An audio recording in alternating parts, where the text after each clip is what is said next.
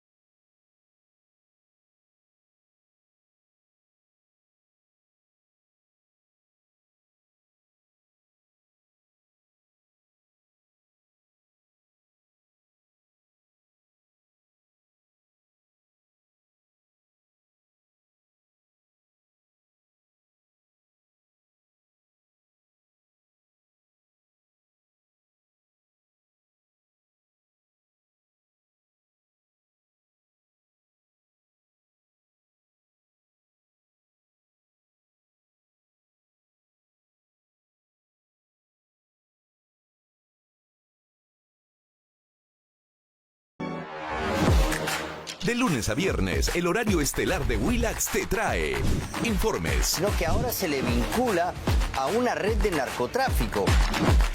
entrevistas, Él nunca le contó que Chibolín le había mandado un montón de Jamás. plata para coimear a Nunca, nunca. reportajes, Ni él se salvaba de empaparse en estos carnavales tradicionales en Ancash. lo mejor del deporte Ahora vamos a la Liga de Campeones de Europa, partidazo. y todo lo que necesitas ver para estar al tanto del acontecer nacional y mundial, solo por Willax. Nuestra labor periodística vuelve a estar en la preferencia del público. Milagros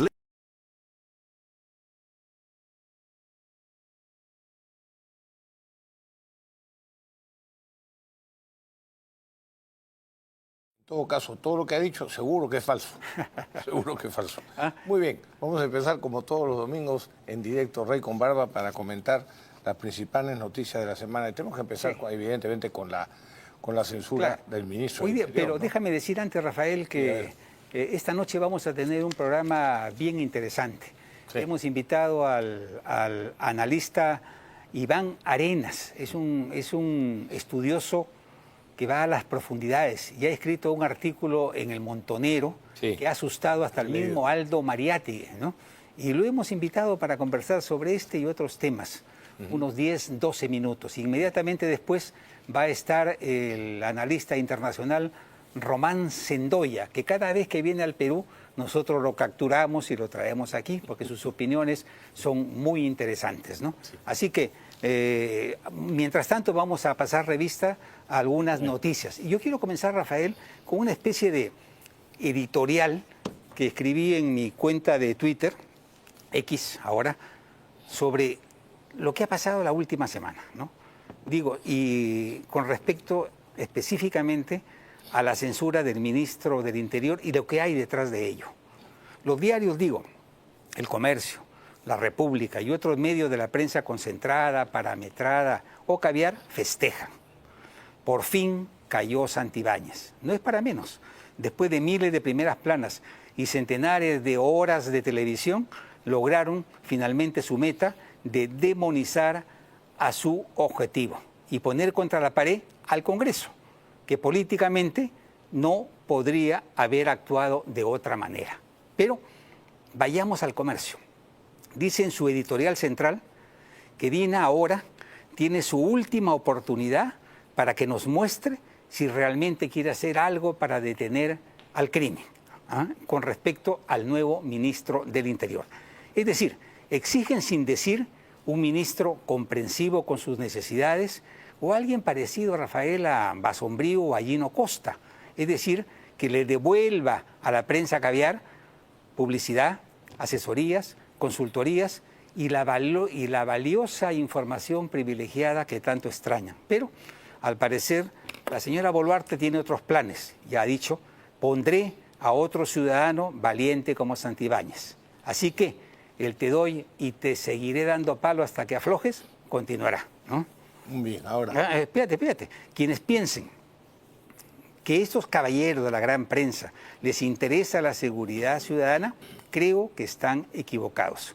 Solo sus intereses privados y nada más que ellos son su única meta disfrazada de bien común. Esto se demuestra en la misma editorial central, donde ni siquiera tocan a los fiscales y jueces que han liberado a miles de delincuentes capturados en flagrancia. Yo digo, para cualquiera con 2 dedos de frente, ninguna estrategia policial puede ser exitosa sin una reforma profunda del Ministerio Público y del Poder Judicial, que sistemáticamente, en mi concepto, han saboteado el accionar policial solo para tumbarse a un ministro, luego a Dina e ir a elecciones anticipadas, que es el sueño de esta prensa. Una prensa contra la cual no hay que sacar bandera blanca, ¿no? Bueno, yo estoy básicamente de acuerdo contigo. Hay un solo detalle ahí que tú mencionas de paso. El Congreso políticamente no podría haber actuado de otra manera. Yo creo que sí podría haber actuado de otra manera. Y es no hacer caso a ese tipo de presión mediática que hay. Yo no tengo por qué, ni pongo mis manos al fuego por el señor Santibáñez, ni me interesa defenderlo. Pero yo lo que pregunto es, ¿cuál es el problema? El problema es la inseguridad ciudadana, ¿no es cierto? Sí. Pregunto, ¿la ha causado Santibáñez? Evidentemente no. ¿La ha causado, o mejor dicho, ha demostrado su ineficacia? Me parece que no se puede afirmar eso con objetividad. Ha dejado, o sea, ha cometido algo probadamente irregular o otro. Hasta ahora yo no entiendo cuál es el motivo fundamental de la censura. Porque ha habido un muerto. Bueno, te diré, cuando yo fui ministro de Defensa, los terroristas mataron a varios y hirieron a varios. Y no se pidió la renuncia. O sea que ahí hay mucho de interés, como tú dices, de determinadas personas. Yo lo que quiero es analizar, a ver, ¿qué nos pasa? ¿Por qué estamos con la inseguridad que tenemos? Solamente puedo interrumpirte 30 segundos nada más. Recuerda, Rafael, que la pelea de los caviares contra este ministro es personal, porque este señor realmente sacó a todos los caviares del Ministerio del Interior, les cortó las asesorías, las consultorías y acabó, o sea, institucionalizó a la DIVIAC y eliminó a los malos policías que estaban vinculados a esta fauna, ¿no? Entonces lo convirtieron en una cuestión personal y por eso es que lo atacaron siempre con tanta furia, ¿no? Estoy de acuerdo también con eso. Lo que quiero añadir a esta discusión es, a ver, ¿por qué hemos llegado en el Perú a tener la inseguridad que tenemos? Porque primero habría que recordar, hemos tenido desde el 2001, Pepe, 45 ministros. El promedio de permanencia, algunos han durado días, otros han durado unos cuantos pocos meses. Bueno, 45 ministros, ahí está la relación. Eso significa que poco más de un año por ministro de promedio de estabilidad. ¿Qué política se puede desarrollar en un ministerio si te cambian de ministro cada año? Acaban de decir, por ejemplo, que una serie de proyectos que se estaban desarrollando, de adquisición de armas o lo que fuera, se paralizaron, ¿no? En fin, primero, el principio de autoridad lo han destrozado en el Perú los distintos gobiernos. con su falta de ejercicio de las atribuciones que la Constitución les da para restablecer el orden o para imponer el orden. El abandono moral en el que están nuestras fuerzas del orden, la Policía Nacional, por supuesto, y las Fuerzas Armadas. La persecución judicial y fiscal que ha habido durante décadas.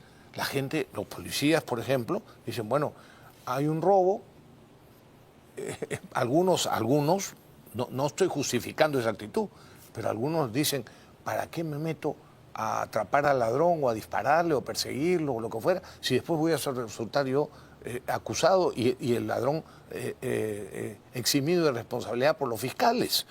Y por supuesto la prensa va a tirarse contra esos policías como lo vemos con...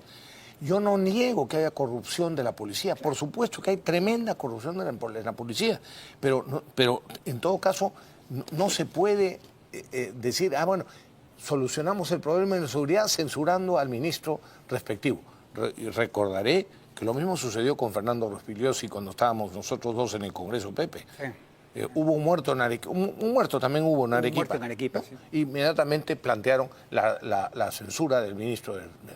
Y tú y yo lo defendimos. Dijimos que no íbamos a censurarlo porque no se le puede atribuir necesariamente de ninguna manera esa responsabilidad. Y no se puede destituir a un ministro por sus virtudes, ¿no? En todo caso, efectivamente. Y finalmente, como comentario, porque hay muchas más razones, pero el ingreso de delincuentes que han venido de Venezuela, delincuentes probados y confesos, sacados de las cárceles por Maduro, como hizo Fidel Castro con Miami en la época de los Marielitos, esa indiscriminada aceptación de venezolanos. Hay muchísimos, y yo defiendo el derecho de muchos venezolanos de haber venido al Perú huyendo de la dictadura de Maduro, pero tampoco se puede admitir a cualquiera sabiendo que muchos de ellos lo que eran criminales en Venezuela, que han venido a imponer aquí, por ejemplo, el Tren de Aragua u otros parecidos. Y finalmente, la falta de valores y la falta de unidad familiar en el Perú. Si se fomentan todas las cosas que se vienen fomentando en el Perú alrededor de la falta de moral, entonces, ¿de qué nos quejamos? ¿De qué nos quejamos? Y la culpa no se la podemos echar a una sola persona y a un solo gobierno, tampoco.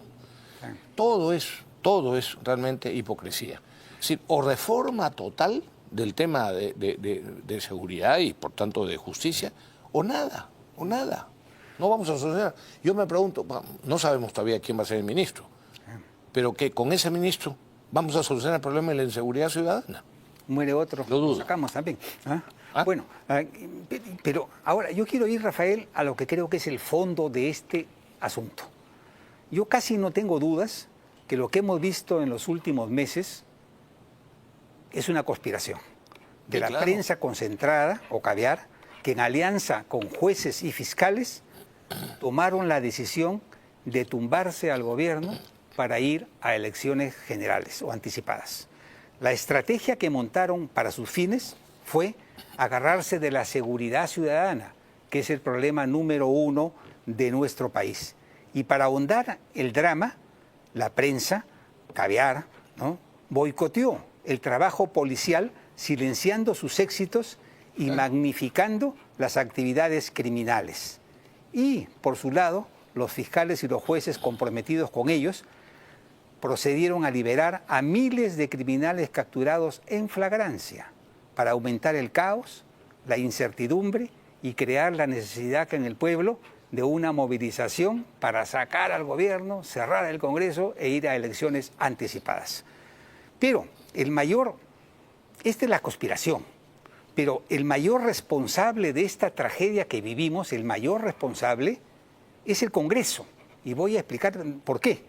Ellos tienen en sus manos la solución, que no es otra cosa que el poder constitucional para reformar las leyes orgánicas, tanto del Ministerio Público como del Poder Judicial. Para esto solo se requiere la mitad más uno de los congresistas, lo cual es muy sencillo. ¿Por qué no lo hacen?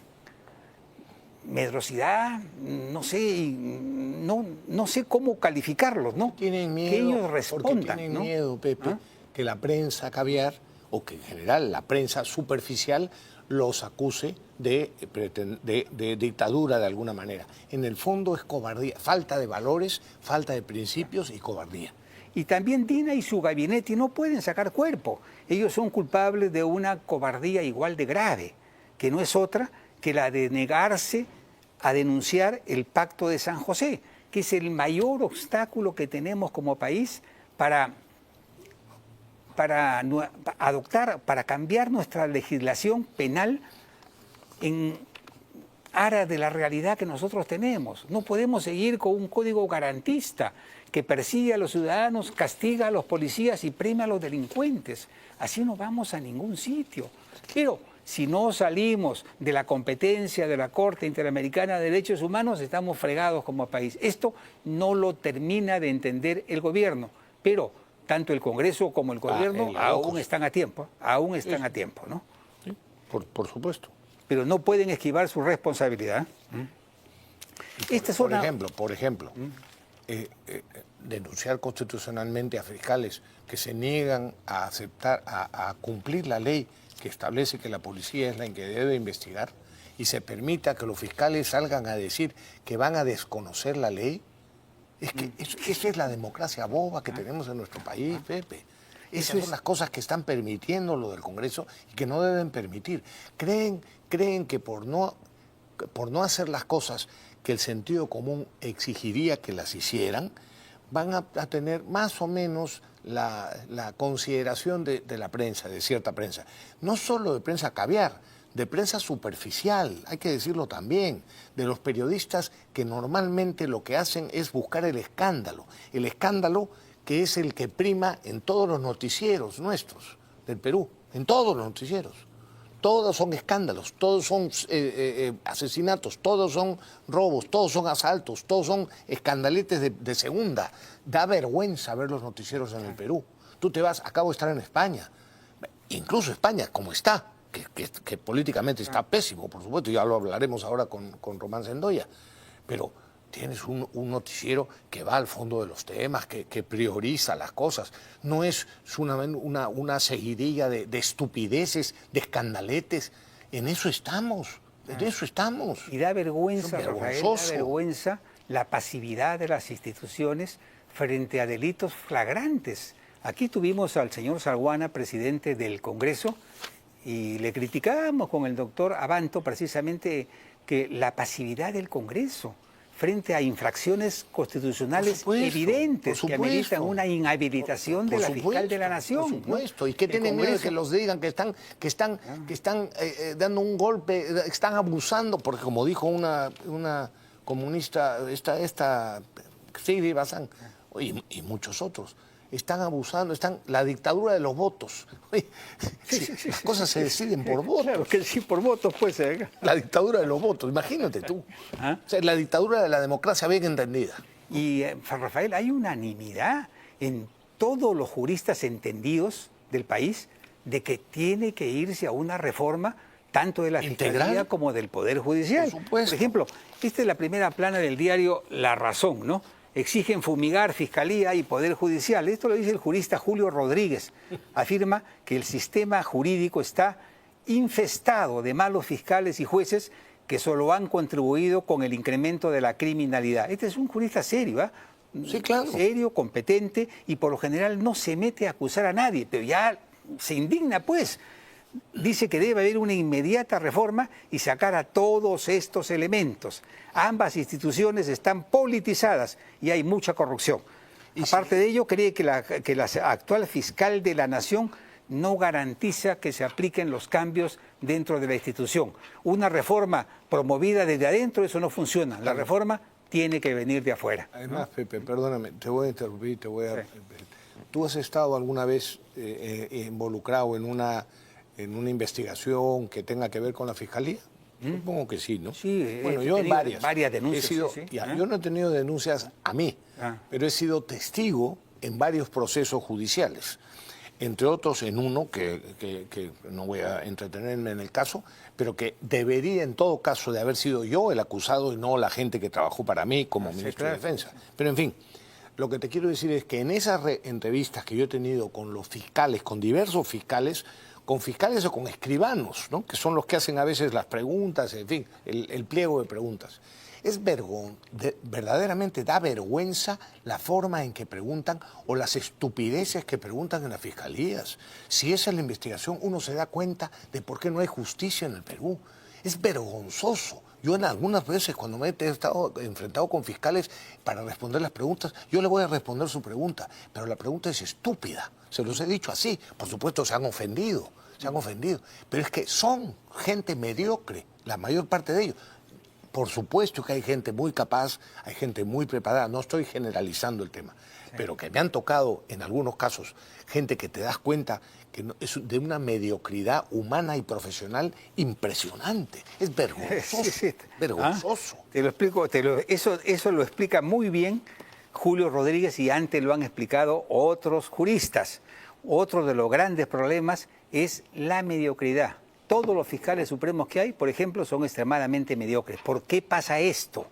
Es que dice los mejores alumnos de las mejores facultades de Derecho no quieren ser jueces o fiscales, ¿no? Y es así, como los peores alumnos de las peores universidades terminan siendo fiscales y terminan siendo jueces. Claro que hay excepciones, ¿no? Sí, claro, sí. Pero por regla general eso es, efectivamente. Esa es la realidad, ¿no? Por regla general, efectivamente. Y esto otro, Rafael, es repugnante reglaje, dice la presidenta del Tribunal Constitucional. La presidenta del Tribunal Constitucional, Luz Pacheco, denunció públicamente que de acuerdo con una versión de inteligencia, al parecer de la Policía Nacional, la Fiscalía habría ordenado el seguimiento a los 7 magistrados de este órgano supremo y habrían contratado a exmiembros de la DIVIAC que fueron separados por el ministro Santibáñez para realizar seguimientos, reglajes y chuponeos, según fuentes de la Policía Nacional del Perú. Ella alerta sobre un presunto reglaje ordenado supuestamente por la fiscal de la Nación contra 7 magistrados, ¿no? Bueno, esto de comprobarse, de ser cierto, es muy serio, ¿no? Porque hay antecedentes, ¿ah? Los cuellos blancos fueron un antecedente, ¿no? Yo no tengo duda de que puede ser cierto, Pepe, por supuesto. En ese nivel estamos. Y quiero, perdóname, respecto a lo que venimos hablando, el tema de la inseguridad, el tema de la censura del ministro del Interior, del tema de la responsabilidad que tienen en el tema en este asunto del Congreso y sobre todo la Fiscalía del Poder Judicial, quiero poner en evidencia lo que, es decir, una muestra o una comprobación de lo que decías antes al principio en esa especie de editorial que has hecho. Yo no es comparable, por supuesto, Manuel Merino con Dina Boluarte. No es comparable Antero Flores Arauz, que era el presidente del Consejo de Ministros, que duró lamentablemente poquísimos días, con el señor Gustavo Adriancén. No es comparable. Antero Flores, que es tan correcto, tan educado, tan suave en las críticas, dice ya no. Sí, pues. Vamos a la reforma, dice el Poder Judicial y el Ministerio Público. Es imposible seguir así, ¿no? Pero déjame, por favor, Pepe, don Pepe, déjame terminar la idea. No es comparable tampoco los ministros que estuvieron integrando ese gabinete presidido por Antero Flores Arauz con los ministros actuales de la señora Boluarte. No pretendo hacer esa comparación, pero que la caviarada quería o quiere la vacancia, que ese es el objetivo fundamental de todo lo que ha habido. Miren, aquí tienen una muestra. Por favor, producción, muéstrenos la colección de twitters de una serie de periodistas que han publicado, que coincidentemente, ¿no? A ver, ahí está. Pero pásenlos todos. Mira, Rosa María Palacio, hora de un merinazo. Ya, vamos a la guerra. El Partido Morado, nos sumamos a la marcha. Marcos y Fuentes, merinazo es un gran nombre. Todos al merinazo. Carlos Rivera Paz, Giovanni Arce, se viene el merinazo. Tito Huanca, merinazo va. Aquí no hay campaña, ¿no? Claro. No hay nada, son coincidencias, simplemente han coincidido, ¿no? Ay, señor, qué hipocresía, qué hipocresía. Bueno, no hay que perder de... Bueno, no sigue, Rafael, porque tú me acusas que te quito la palabra, así que yo me callo. No. Y lo otro es lo del Poder Judicial. La señora Tello sale, la presidenta del Poder Judicial sale con todos los jueces, o con muchos de los jueces rodeada, a dar un mensaje a la nación que lo hace leer a uno de los funcionarios o jueces, no sé. Se queja y dicen que ellos no pueden ser ni investigados por nadie más que por el propio órgano de control interno del Poder Judicial y solo en determinados casos. O sea, la evidencia que se ha tenido, que ha obligado a la Junta Nacional de Justicia de abrir un proceso a la señora Tello y a otros magistrados supremos, porque rechazaron ¿cómo se llama? Bueno, prevaricato. ¿Ah? Sí, pero cuando vas a la Corte Suprema... una norma derogada a un caso presente. Así es, por una amparándose en una norma derogada que no está vigente, rechazaron no es habeas corpus, ¿cómo se dice cuando se va a la Corte Suprema? En casación. En casación, ¿no? Rechazan la casación sobre la base de una ley derogada y dicen que no tienen responsabilidad y que nadie puede procesarlos, que nadie puede investigar ese asunto. Por el amor de Dios, no son intocables. Es que no hay derecho. Sí, claro. Y para eso existe la Junta Nacional de Justicia. Si no la cerramos de una vez y nos ahorramos plata, ¿no? Y son ellos los que metieron a la Junta Nacional de Justicia. Sí, claro. Lo que pasa es que hoy día no tienen a la gente, digamos, tan cercana a ellos como las tenían antes. Claro. ¿No? Y ahora hay unos que son la legión invisible porque no los veo, no los escucho, no hay nada. Sí. Yo les he puesto los matapiojos, porque solamente se ocupan de censurar o destituir a un juez del último distrito de Coracora, ¿no? Sí. Justificar. Pero cuando les toca a un supremo, entran, aparecen un temblor repentino, desaparecen. Han tenido que abrirle proceso a esta señora Tello y a nosotros por el escándalo que significó cuando la opinión pública nos enteramos que habían dictado esa sentencia sobre la base de una ley derogada. O sea, nada menos que los vocales supremos de un país, de un poder judicial. Está nuestra productora. Y les han metido 2 primeras planas y se han asustado, ¿no? Sí. Se han asustado. Que parece que tienen que si entrar se siguen invitado, ¿no? asustando los miembros de la Junta Nacional de Justicia, mejor que renuncien y se vayan a sus casas, hombre. ¿No? Cerramos esa institución, no sirve para nada, pues, hombre, ¿no? Oye, a ver, ¿qué pasa nuestro primer invitado? Adelante nomás, pasa, por Iván, donde sea, pasa, no Iván, importa. ¿Qué tal? ¿Qué tal? Siéntate. Gracias. Siéntate. Adelante. ¿Cómo estás? Bien. Muchas gracias. Iván, acá estamos con Iván Arenas, él es una especie de sociólogo de profundidad, digo yo, ¿no? De profundidad. Sí. Y ha escrito un artículo que ha asustado a Aldo Mariatti y Aldo no se asusta así nomás, ¿no? Dice que se ha quedado preocupado. ¿Tú puedes explicarnos en 3 minutos qué es lo que has escrito? Ya, bueno, es que yo también lo he leído. Yo estaba en España, pero también lo leí. Bueno, es que un artículo básicamente analizando la situación, digamos, de la sociología nacional en los últimos años, los últimos 30 años. Yo considero que hay unas instituciones populares que dan soporte a muchísimos fenómenos políticos, entre ellos a Pedro Castillo. No puedes entender a Pedro Castillo sin esta sociología nacional conservadora, ¿no? Está muy próxima a la familia, muy próxima a las tradiciones, muy próxima a básicamente eso, ¿no? Es decir, son instituciones populares que dan soporte al Perú de hoy, y que de alguna otra manera la izquierda ha sabido representar muy bien, ¿no? Esas instituciones populares pueden ser identificadas en cualquier tipo de lugar. Y yo en esa columna hago básicamente eso, ¿no? Veo a Pedro Castillo cómo es que representa ese sentir popular, y que ese sentir popular está a veces muy... ¿Cómo representó? ¿Cómo representó, no? ¿Y quién puede representar, además, no? Claro. Entonces, básicamente el artículo era eso, ¿no? Esa era la columna que de alguna otra manera Aldo... Porque él decía, lo que anuncias en el artículo es que se va a venir un candidato similar.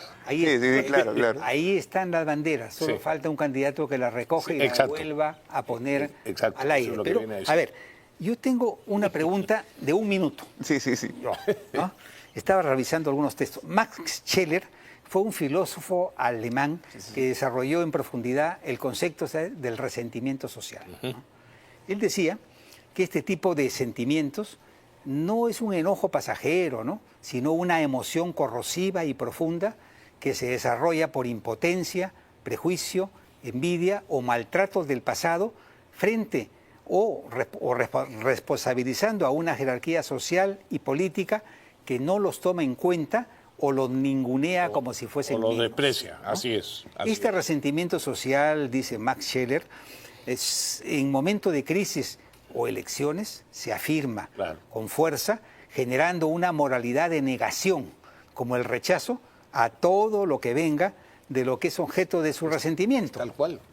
Como Lima, por ejemplo, ¿no? Todo lo que venga de Lima, así sea bueno, ¿no? Así sea bueno, no, sencillamente no lo queremos. Yo pregunto, ¿este es el caso de Puno, Cusco, Apurímac y otras regiones del sur? Sí, claro que sí, porque mira, ¿cómo entiendes que la capitalista Puno, la capitalista donde huye el capitalismo y donde básicamente encuentras ese fervor, economía de mercado pura, ¿no? Entonces, Es que Juliaca es o sea, capitalismo puro. ¿Cómo es que el 99% puede votar Pedro Castillo? O sea, tú se te acercabas y le decías socialismo, bueno, comunismo, no es que no entiendan, sino que es ideológico. No es ideológico el tema, básicamente es un tema sociológico y que quieren sentarse en la mesa también, porque ellos también evidentemente, ¿no? Entonces ven a Lima básicamente como eso, como Lima como el dominio del régimen entre comillas neoliberal a partir de 1992. Claro. Entonces existe básicamente eso y eso le da carbón a Pedro Castillo, creo que le va a dar carbón a... Lo que veo es básicamente una conducta de anti-establishment muy fuerte, ¿no? De sectores económicos emergentes que quieren un lugar de representación política y que están buscando ese lugar de representación política. Y en la izquierda pueden encontrar ese lugar porque Pedro Castillo les ofreció esa vía, ¿no? Y tienen, otra cosa que señalas con claridad en tu artículo, es que tienen además... recursos económicos. Recursos, financiamiento, ¿no? Claro. Todo el que necesitan, todo el que necesitan. Antes, la minería informal, exactamente, especialmente. Minería ilegal, minería informal, minería ilegal. ¿no? Exactamente. Se han comprado un eslogan que ya pasó de moda, que ya no existe. Lima es el Perú es Lima. Pero años después decían esas provincias olvidadas han sido la causa que la industria perezca en el país, porque no puede haber desarrollo en el Perú olvidando a las provincias. Y no puede haber en Lima un mercado de consumo nacional que dinamice la riqueza producida por la industria. Hay todo un rollo ahí, ¿eh? Sí, claro, es un rollo ilógico, pero además lógico, que ha aprendido. Exactamente, además... Y además ellos tienen mucho dinero. Se llevan 1/3 del presupuesto las regiones y eligen alcaldes que son para llorar, ¿no? Y hay una corrupción con las constructoras impresionante. Completamente, pero además no quiero dejar de poner esto en la agenda. El tema de la representación política de la sociología nacional es muy interesante, porque fíjate, mira, la izquierda, ¿cómo se hizo, si uno recordara los 80, cómo se hizo fuerte en Villa El Salvador? De acuerdo. No por temas autogestionarios, sino básicamente, ¿por qué se hizo? Porque le daba propiedad privada. Una vez tuve que salir propiedad privada. Claro. Entonces la izquierda pudo construir su relato en base a una demanda netamente liberal, digamos, entre comillas. Entonces, cuando tú ves, por ejemplo, a Pedro Castillo le entrevistan y dice: Pedro Castillo, ¿usted cree en el matrimonio igualitario? No. ¿Usted cree en el aborto? No. ¿Usted cree tal? Entonces, y le pregunta al periodista, eso está en internet, le pregunta al periodista: ¿usted es conservador? Bueno, llámeme usted como quiera. Lo que te quiero decir es que hay un mundo conservador social en el Perú, un socialismo, digamos, una sociología conservadora, muy fuerte, que busca representaciones. En algún momento lo tuvo con Fujimori y con Pedro Castillo. Tú dices, ¿cómo que la gente pasa de Pedro Castillo o de Fujimori a votar por Pedro Castillo? Simplemente por esto, por la sociología conservadora, instituciones conservadoras que defienden mucho estos temas. Temas de la familia, temas de lo tradicional, temas de lo comunitario. Entonces ves a Puno votando en contra de Lima, ves a Huancayo votando en contra de Lima, ves a los sectores de IE votando... Yo creo que es un tema completamente... Es un tema bien interesante que has puesto sobre el tapete, ¿eh? Sí, pero que dicho sea de paso, tiene razones para existir, porque ese desprecio sociológico del que estamos hablando, que a veces se produce, es un hecho. Exactamente. Es un hecho. O sea, tienen razones para pensar de esa manera, para sentir lo que sienten. Pero ahora, no digo que esté bien, digo que tienen motivos, claramente. Y no es un tema de ahora, sino es un tema, digamos, por ejemplo, cuando Vladimir Cerrón dice que hay una izquierda popular, él se equivoca. O sea, se equivoca de plano, porque él piensa que lo popular es de izquierda en este país. Exacto. Y lo popular no es de izquierda en este país. Claro. Lo popular, las instituciones populares que estamos hablando es una defensa de la familia. Entonces, del mercado, del mercado. Entonces, que el Estado pequeño que no se meta. O sea, digamos, están más afines a lo que se diría la derecha sociológica, pero ni siquiera la derecha sociológica está capaz de poder captar eso. Pero Vladimir Cerrón empaqueta muy bien eso y dice: hay una sociología, hay una izquierda popular, no, sociología popular de izquierda. Eso no solamente es una tesis de él, esto viene desde Matos Mar, acuérdate. Sí, Matos Mar, inclusive en el 83, esto sirva, en el prólogo de Desborde dice que esto sirva para construir el socialismo, vuelve a decirlo nuevamente en su reactualización de su libro. O sea, esta es una tesis, María Tegui también lo dice, es una tesis básicamente que los sectores populares son de izquierda en este país y eso es absolutamente falso, ¿no? Y recordemos que Sendero pierde Los sectores populares. pierde los sectores populares precisamente porque intentó prohibirles comerciar con las ciudades. Exactamente. Y ahí es donde el ejército arma las comunidades campesinas y derrotan a Sendero en el campo, Correcto. que se viene para las ciudades, ¿no? Entonces aquí el problema está en la representación política. ¿Quién representa estos sectores populares nuevos, emergentes? Estamos pasando, ¿sabes qué? Lo mismo que, pero lo que pasa es que después de la mal llamada para mí República Aristocrática, los partidos decayeron, pero además hay otra cosa que pasó. Hubo una nueva clase media emergente alrededor del agro, alrededor de la agroexportación fundamentalmente, y el partido que construyó eso, que fue partido de masa, fue el APRA, porque había una nueva representación emergente. Y ahí la Torre usó una cosa genial, dijo, no necesitamos un partido de clase, necesitamos un partido policlasista, un frente, ¿no? Evidentemente supo entender la sociedad. Entonces, en los últimos 30 años ha habido más o menos lo mismo, ha habido una emergencia nacional, popular, constituciones populares, pero no hay todavía quien la represente, ¿no? Y eso lo puede representar la izquierda como la derecha, ¿no? O sea, tranquilamente. Yo lo que entiendo con claridad es que los errores comunes se extirpan con educación, pero los basados en el prejuicio, en el resentimiento, en el complejo y en el desdén, esos no se extirpan jamás o demoran siglos en extirparse, ¿no? Sí. Y esa realidad es lo que no terminan de entender los líderes políticos limeños. Es que en el fondo, la discusión de fondo, creo yo, es que no hay proyecto nacional. Necesitamos un proyecto nacional que modernice el país, que reconcilie la informalidad con la formalidad, que separe la ilegalidad. Y ese proyecto nacional, que debería estar en discusión del día a día, los partidos, los grandes partidos nacionales, no está.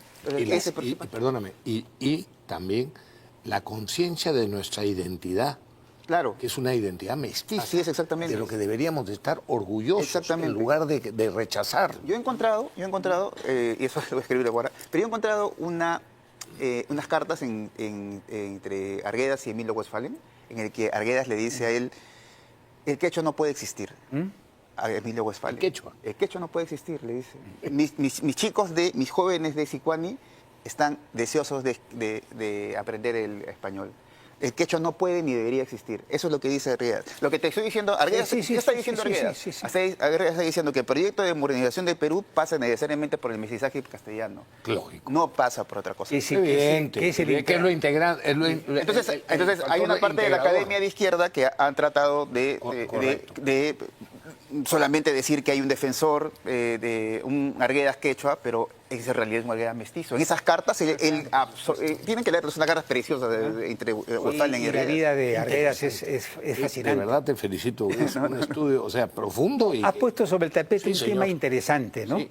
Y los partidos políticos que están en contienda tienen que centrarse en este tema, que es el de la informalidad, y sobre todo en lo que dice Rafael Rey, cómo unificamos, cómo creamos un proyecto nacional donde nadie se sienta discriminado y todos se sientan partícipes de este proyecto llamado Perú. De eso se trata. Claro. De eso se trata. El mestizaje es fundamental, porque ahora van a haber relatos, y los relatos van a ver el relato de mestizaje versus el relato de lo que se llama los indigenismo, pero básicamente los pueblos originarios. Eso es básicamente. El nuevo lenguaje, sí. El nuevo lenguaje, por ejemplo, en la minería, tú has descubierto que, yo he descubierto que en la minería hemos descubierto que en la minería utilizan los pueblos originarios, la minería ancestral, para invadir concesiones de terceros, por ejemplo, ¿no? O sea, ese tipo de cosas, aunque tú creas, dicen, ese tipo de cosas creo que no baja las elecciones, pero ese tipo de cosas baja elecciones. Y hay gente que opera ideológicamente y políticamente y sabe bajar muy bien estos temas que en principio parecen temas de solamente 3 o 4 personas, lo saben bajar a una forma de entenderlo rápido políticamente. Y de decirlo. Y decirlo, claro, comunicarlo rápido. Lo entienden perfectamente. Y eso es Pedro Castillo, eso es básicamente la informalidad de Pedro Castillo. Ese 19 de marzo Pedro Castillo entra a Chumbivilcas y te das cuenta que hay una fila de carros, y esas filas de carros evidentemente eran mineros informales, narcotraficantes, todo eso, pues probablemente es la gente que lo respaldó. ¿no? Lo que hay que decir y hay que tratar, es lo que nos corresponde a nosotros, por ejemplo, como haciendo periodismo, también hay que añadir al análisis que tú haces, también añadir, pero ojo, no se dejen llevar por eso, porque los resultados ahí los tenemos con experiencias como la de Pedro Castillo, ¿no? O sea, se comprende el por qué lo apoyan, pero hay que explicarles por qué las consecuencias de ese apoyo. Yo creo que eso es básicamente ya político, ¿no? O sea, me parece que eso es parte de la representación política. Eso es político, sí. Claro, hay alguien que debe representar eso políticamente, pero no lo hace, porque finalmente es mercado, es emprendedores, es familia, debería estar más cerca a los proyectos políticos, digamos, de derechas, pero no lo está. Finalmente terminan votando por ahí como Pedro Castillo. Efectivamente. Sí, hoy día estaba revisando por ahí una encuesta una encuesta de Datum en el comercio precisamente, donde le pregunta a la gente si analizan los programas para decidir su voto.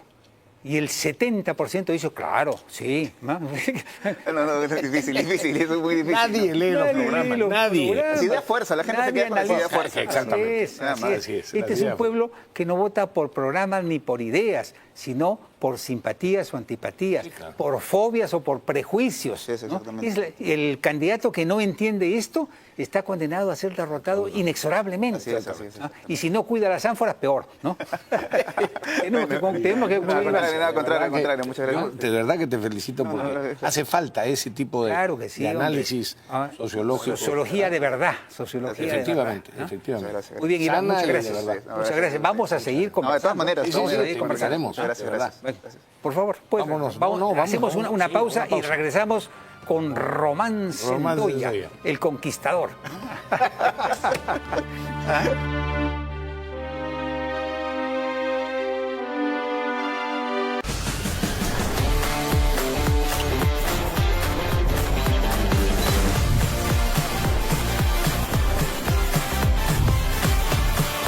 ¿Buscas lo mejor en moda y artículos infantiles? ¿O pasar el día con las mejores opciones de entretenimiento y diversión? Todo lo encuentras aquí, en Mall del Sur.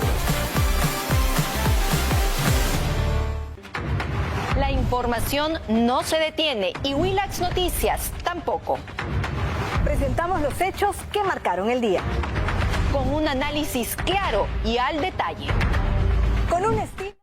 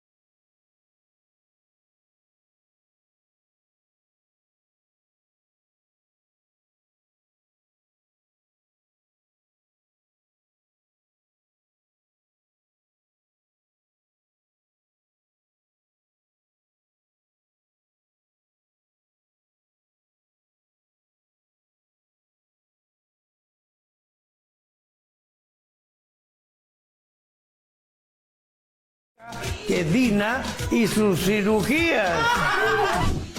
Solo por Willax.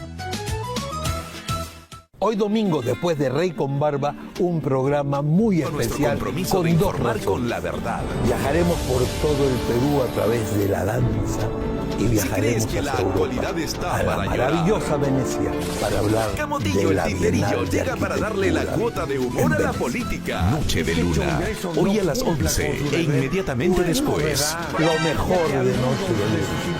Programa seleccionado para ética solo por Willax. y sus cirugías. Solo por Willax. Bienvenidos al Día Bueno, amigos, por Willax. ya estamos con lunes a Román viernes Centolla. a Siempre las es un 6 de la privilegio mañana. contar con su presencia y poder dialogar con él aspectos que realmente son de mucho interés para el país, ¿no? Yo quisiera comenzar con una pregunta muy sencilla, ¿no? Si tú tuvieses que hacer una comparación forzada entre Pedro Sánchez, presidente de España, y Dina Boluarte, presidenta del Perú, y el Congreso español con el Congreso peruano, ¿cómo lo definiría rápidamente? Vamos, estamos hablando de una desgracia mundial, pero no solo con estos dos países, pero diría que el Congreso peruano está mucho mejor que el Congreso español, y lo voy a explicar. A ver, ¿cómo es eso? el Congreso peruano tomó una decisión que es un clamor popular que lo ha hecho políticamente ejecutado. Y luego estoy hablando del cese del ministro del Interior. Claro. El Congreso español hay un clamor popular, porque incluso perdió las elecciones generales últimas Pedro Sánchez, de que haga una convocatoria de elecciones y que sea vacado, y el Congreso español no lo hace. Es decir, el Congreso no deja de ser la representación de la soberanía popular y la voluntad del pueblo, y por lo menos el Congreso peruano ha decidido que dirimir las responsabilidades políticas sobre el ministro del Interior, y el Congreso ha hecho caso a la ciudadanía.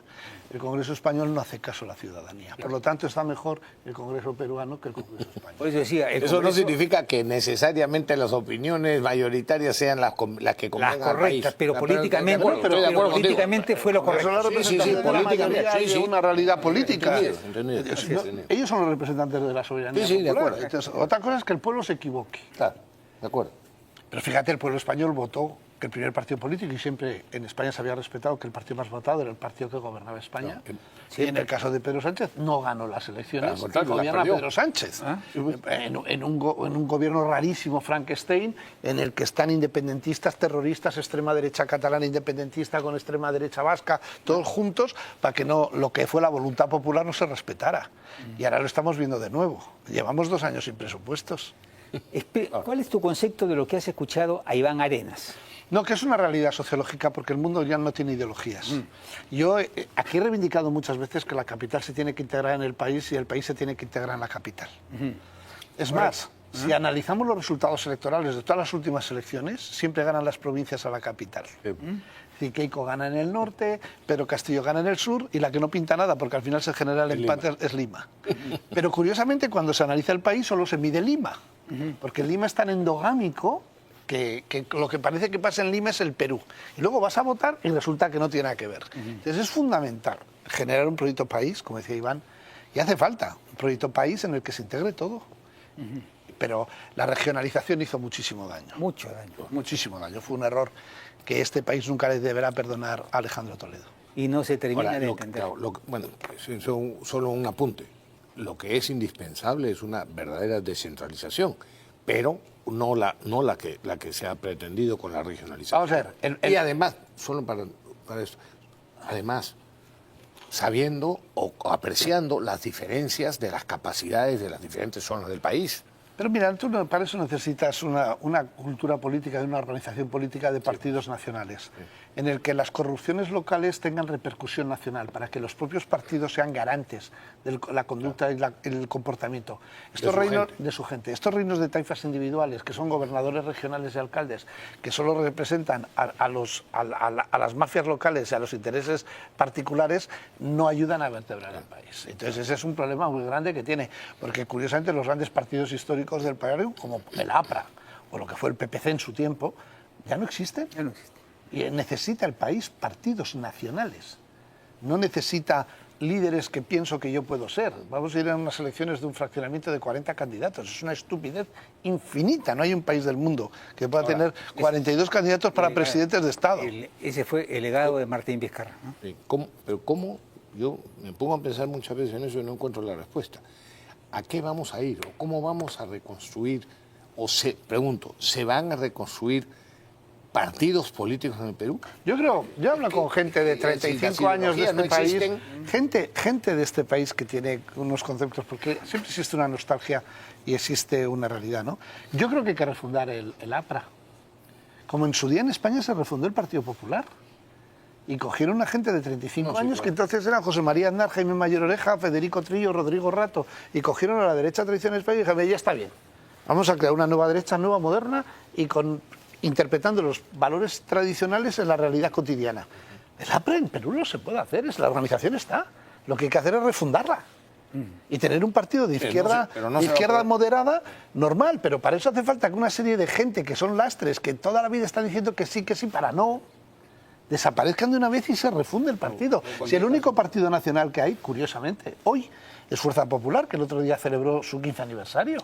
Y eso es una organización trabajada y creada por Keiko Fujimori, no es el fujimorismo, es el partido de Keiko Fujimori, y lo vimos en la época de los Avengers con Kenji, Pedro Pablo Kuczynski y la amnistía que luego se volvió para atrás. El partido seguía a su líder, que era ella, no era el chino. La influencia de los medios de comunicación tan menospreciada en las redes no está. Los medios de comunicación tienen mucha influencia. Ellos, por ejemplo, cuando se dedican a perseguir a una determinada persona, le dan, y al cabo de un tiempo tú dices lo contrario y la gente te mira como un bicho raro. Claro, ¿no? Les han vendido una determinada idea sobre determinadas personas, tanto negativamente como positivamente, por cierto. Eso fue el problema de la dificultad hoy del mundo es que hemos pasado de la identidad a la percepción. Y lo que existe es lo que se percibe, no lo que es. Y la manipulación de la percepción es enorme. Así es. Y lo estamos viendo. Es decir, vamos a ver, ¿qué ha pasado aquí la semana pasada que ha habido que vacar al ministro de Interior?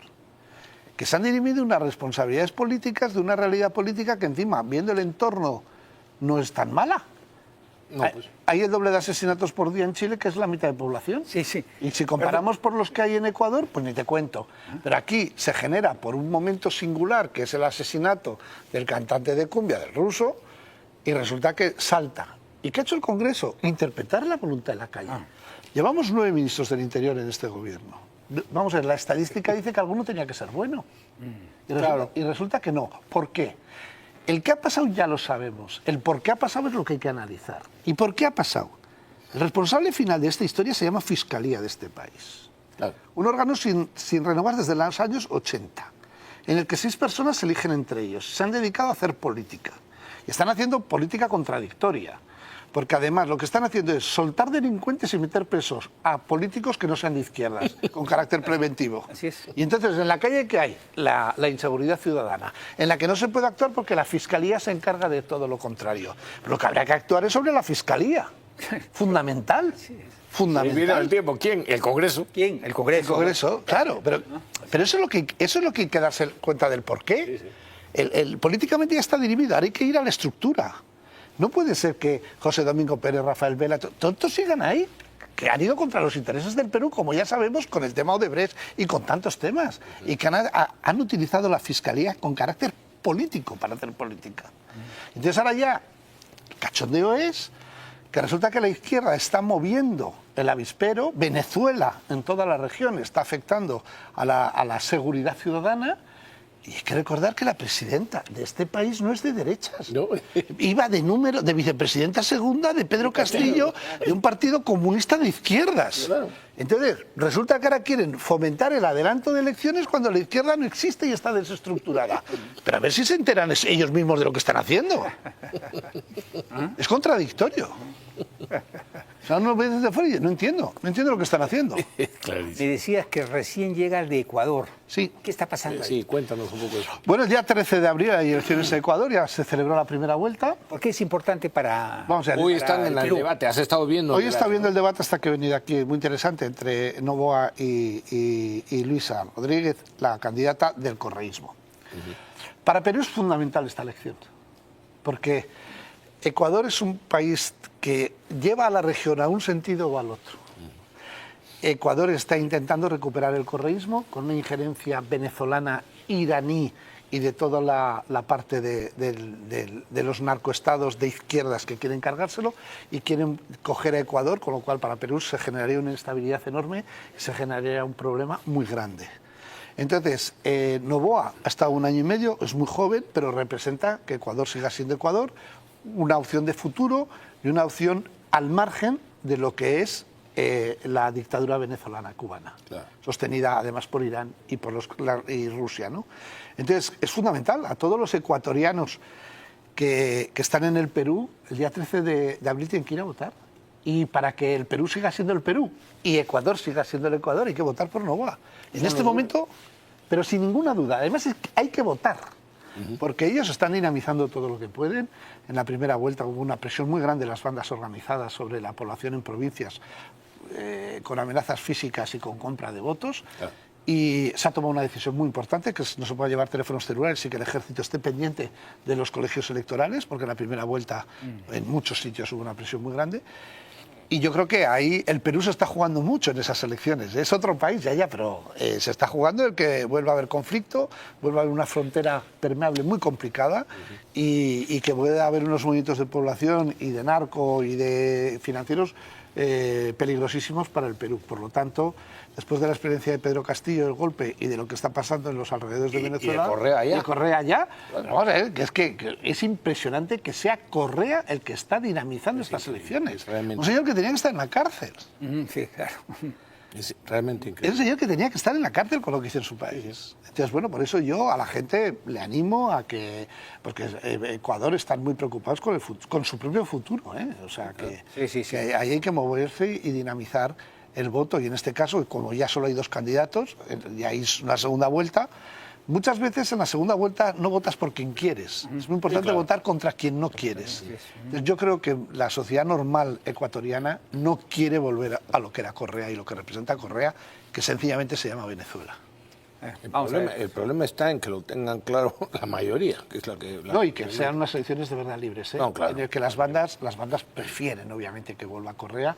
Correa les convirtió en una institución dentro del país, a las bandas organizadas. Sí, claro. Pero vamos a ver, tampoco se está tan mal, que Bukele solo hay uno y Milei solo hay uno.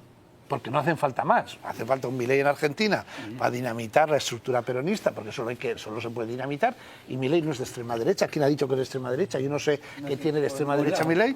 Y Bukele tampoco es de extrema derecha. Claro. Bukele son absolutamente revolucionarios. Totalmente, y además muy de izquierda su origen. Derechas son los que los combaten. Bueno, exacto. Entonces, claro, dices, pero aquí, ¿qué pasa? Que cuando quieres poner organización, quieres poner orden, quieres poner soberanía y que los países sean autogestionarios por sus propios ciudadanos, la izquierda no le gusta. Claro, porque la izquierda tiene intereses globalistas que sirven a otros intereses. Y la prensa nacional e internacional de inmediatamente lo etiqueta como ultraderecha para descalificarlos. ¿No? Sí, claro, porque es una descalificación, como si la izquierda fuera buena. Sí, claro. Aquí hay que recordar de lo que se estaba hablando antes con Iván, ¿no? Claro. Pedro Castillo, con su familia, robó a manos llenas y se quiso cargar la Constitución de este país. Por supuesto. Entonces te dicen, no, es que es de derechas. No, perdone, es de izquierdas. Es que la izquierda también roba. Es más, roba más que la derecha. Roba más. Pero como la izquierda es buena y la derecha es mala, pues aquí adjudicamos... No. Vamos a poner cada cosa en su sitio. Un cerdo flaco come más que uno gordo, ¿no? Sí, claro. Siempre es así. Oye, mira lo que dice Petro, por ejemplo, ¿no? Dice...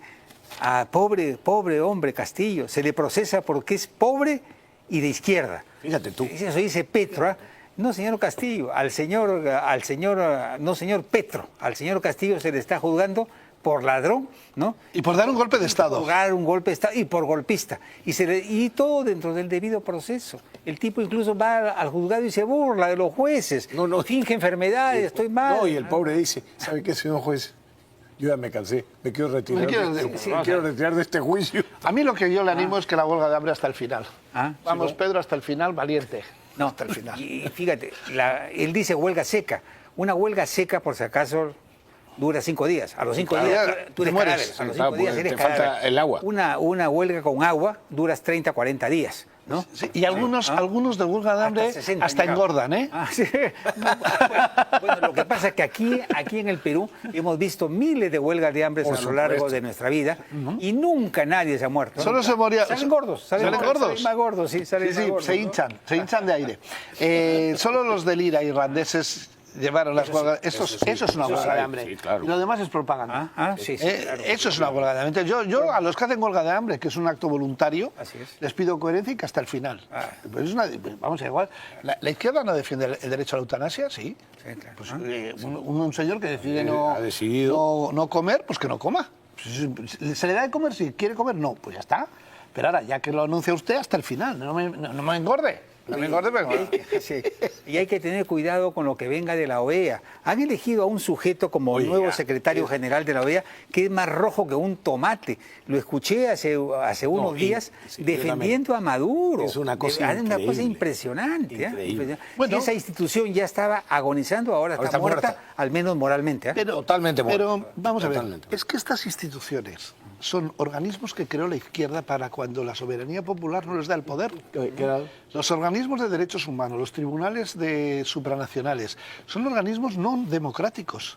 Son organismos siempre organizados por la izquierda que cuando pierde el poder por la soberanía popular, porque los países no votan izquierda, ellos desde esos organismos lo que hacen es influir e intentar gobernar.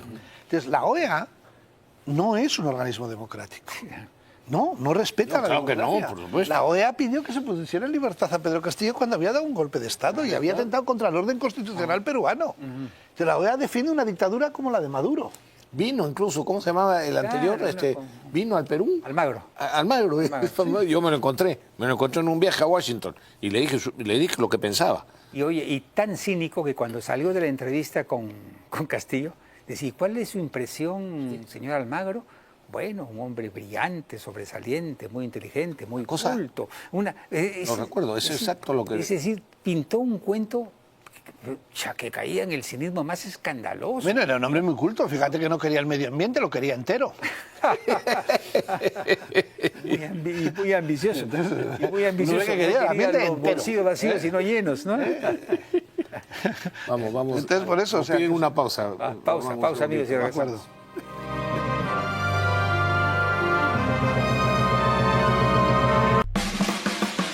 En Expomotor no solamente encuentras tu auto ideal, sino también encuentras los mejores beneficios y el financiamiento perfecto para ti. Expomotor te brinda seguridad, facilidad y garantía. Hoy puede ser el día que encuentres el auto de tus sueños. Ven y descubre todo lo que tenemos para ti en Expomotor de Plaza Norte y Mall del Sur. Informado desde el inicio de la jornada. Para que empieces la mañana con toda la información. Hoy tienes noche de familia y amigos. Aquí te muestro unas opciones. El mejor contenido deportivo de manera ágil y divertida. Al día con Willax. Aquí las noticias siempre llegarán primero.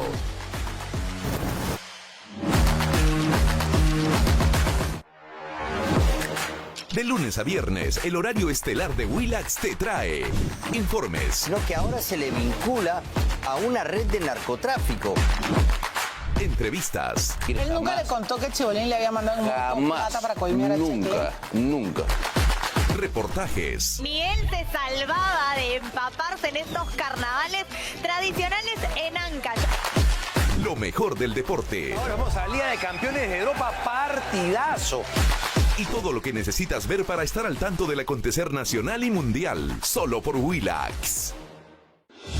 Nuestra labor periodística vuelve a estar en la preferencia del público.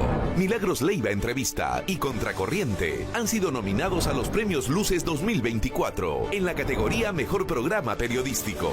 Agradecemos este reconocimiento a nuestro compromiso de informar con la verdad. Si crees que la actualidad está para llorar, Camotillo el Tinterillo llega para darle la cuota de humor a la política. Este Congreso no cumpla con su deber no es novedad, ya que algunos de sus integrantes tienen menos ética que Dina y sus cirugías. Solo por Willax. Bienvenidos al Día con Willax. De lunes a viernes a las 6 de la mañana. Tenemos el compromiso de mantenerte bien informado desde el inicio de la jornada. Para que empieces la mañana con toda la información clara y directa. Además, el mejor contenido deportivo de manera ágil y divertida. Al día con Willax. Aquí las noticias siempre llegarán primero.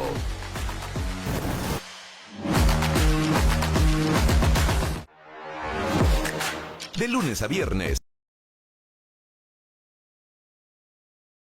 Bolivia señaló que su país está igual que Venezuela como Cuba y advierte que si el modelo no cambia, si el modelo explota como va a suceder, habrá una migración masiva de bolivianos al Perú. Qué miedo, ¿no? Lo mismo podría pasar con Ecuador si gana Correa, ¿no? Vamos a ver, es que Bolivia ha caído en el narcoestado. Personaje histórico como Evo Morales ha recuperado a través del Foro Sao Paulo y las influencias internacionales el poder en Bolivia y que son fabricantes de problemas y de estados fracasados. Ellos se hacen inmensamente ricos y joden al país. ¿Cuál es el problema de Perú? Que por un lado tiene Bolivia, que va a tener que generar una migración masiva, como ha pasado con Venezuela. ¿Y qué pasaría con Ecuador si ganara el correísmo? Que también Perú sufriría eso. Por lo tanto, es fundamental en estas elecciones de Ecuador que la gente se movilice en sentido contrario al que quieren hacer.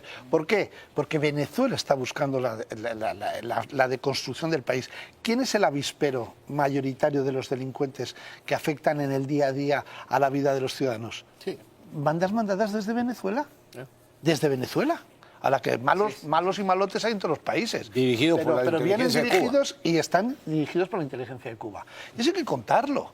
Y eso es lo que respalda el Foro Sao Paulo, eso es lo que respalda el expresidente Zapatero y los que dan cobertura de valía a una dictadura que es un narcoestado como es la de Nicolás Maduro. Claro. Todo el que defienda a Maduro y todo el que no condena a Maduro ya sabemos dónde está. Tenemos que concluir, Román. Nada, encantado. Mil gracias. Nada, como siempre. Muchas gracias. Muchas gracias. Has estado en Ecuador, te has regresado a España y has vuelto a Perú. Sí. Bueno, yo cruzo el charco como si fuera pequeño. Rafael Rey, mañana te va a hacer una invitación especial. En el country, ¿no? Sí, le va a pagar Pepe Barba. Vale, fenomenal. Me alegra mucho. Tenemos que concluir, pero esa es la carátula del Diario Expreso para mañana.